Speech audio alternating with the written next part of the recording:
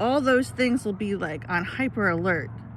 So when this kid hears his voice talking, he knows it's the kidnapper, right? Because it's the same voice that even though he couldn't see him, obviously he could hear him talking all day, you know.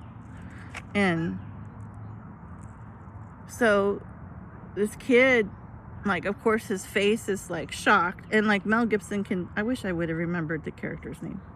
You can see him around the bookcase, and you can see his face drop, and like him shaking uncontrollably, and like just visibly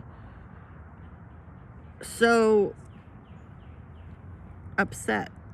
So it's like the father knows that this cop must be part of the setup. Doesn't know everything, but obviously his kid wouldn't be reacting like this for nothing. And then the number one thing happens that solidifies it. The kid actually pees down his leg, and you can see the urine coming out of his pant leg. That's how terrified he is. That's how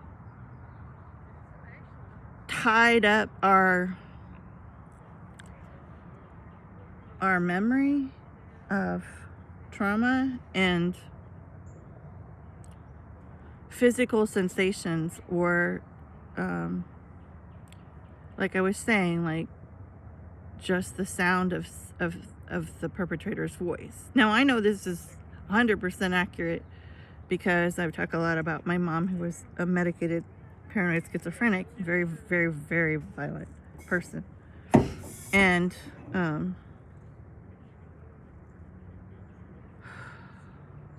sometimes after,